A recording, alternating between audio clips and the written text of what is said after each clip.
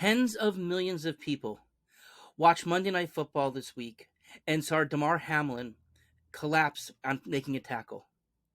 This was a horrifying thing that many of us had seen firsthand, and thankfully he's doing much better now talking to his teammates. Now, some people have connected his collapse to a COVID vaccine.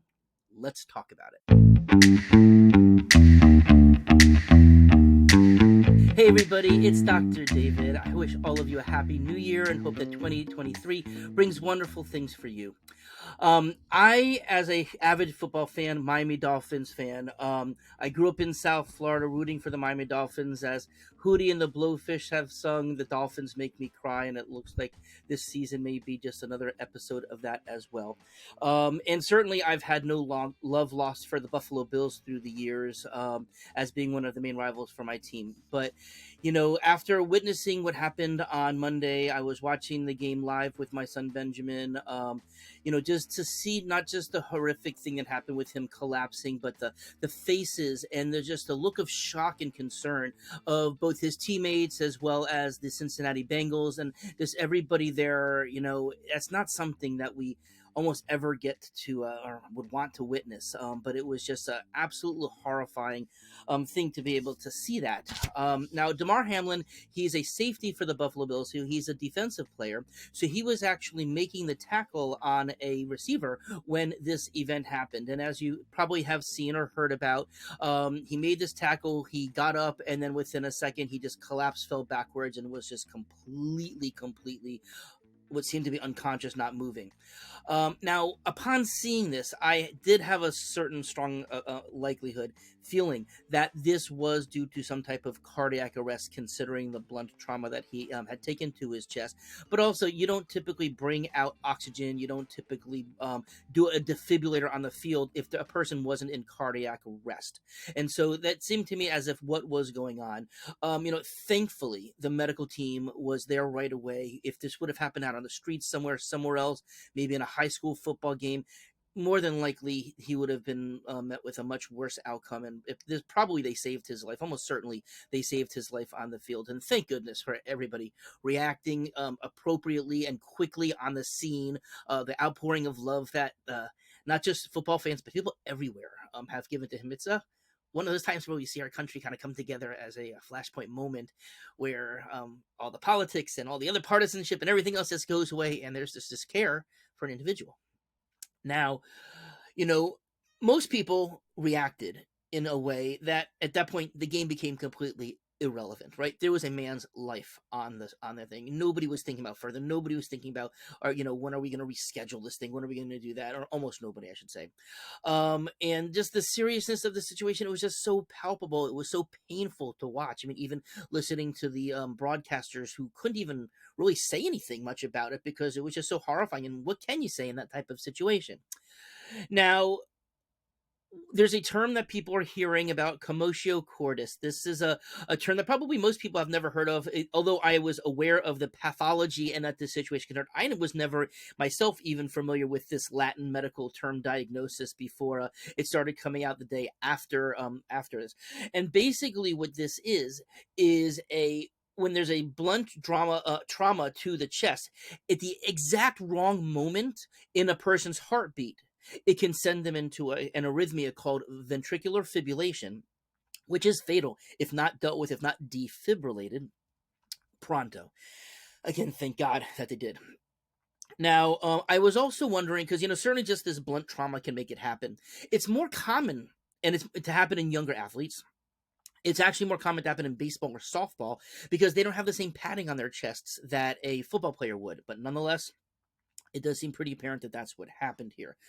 At the time, I also did question amongst myself, maybe he had some underlying arrhythmia, because that can happen. There can be people who have intermittent types of arrhythmias that nobody would catch on a simple EKG if that's what they do. I don't even know what they do for the NFL as part of their screening. I'm sure they do something like that.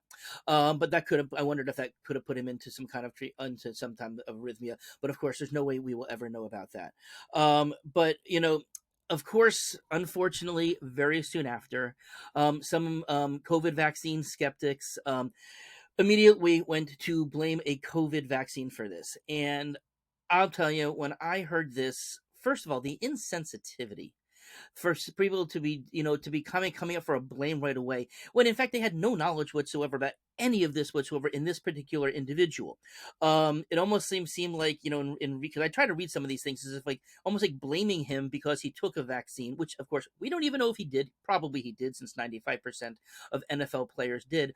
But we had no idea. Yet all of a sudden, all this blame was being put on a vaccine in some circles, and it really rubbed me the wrong way, because we should talk when we have facts and not just talk to hear ourselves, or not just to be provocative about things.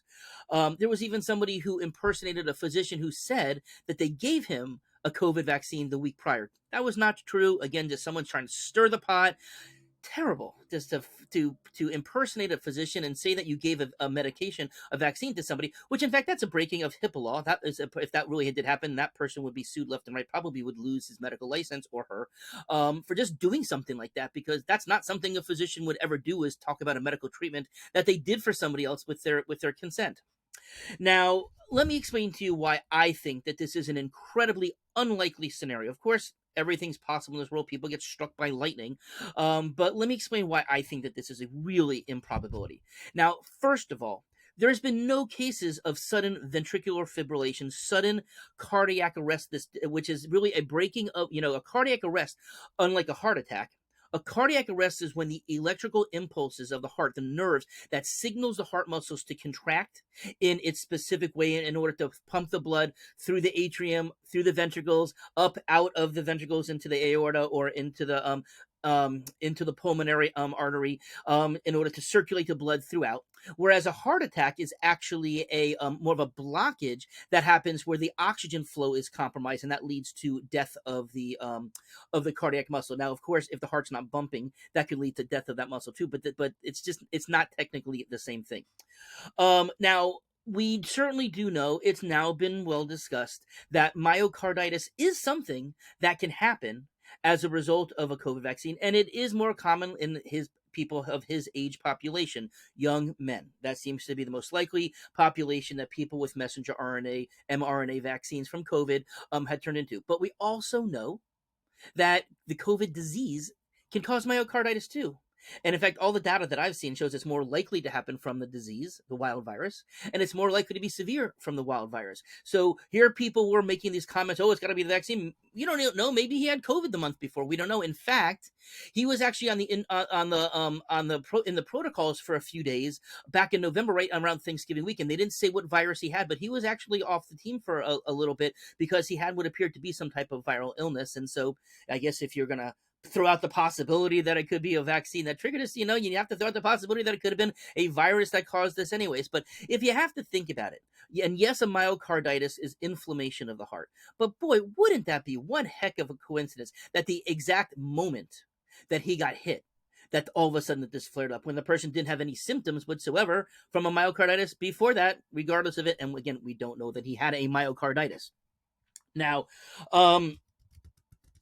furthermore, the other thing that we have certainly heard about is that we know that blood clots can happen from a COVID vaccine as well. All right, and again, that of course is a concern, but that's the type of thing. If a person had a blood clot, they would have difficulty breathing beforehand. They would have shortness of breath. They would have chest pain. There was no indication whatsoever that this was something that happened in the month or so prior to this particular event on January 2nd from taking place.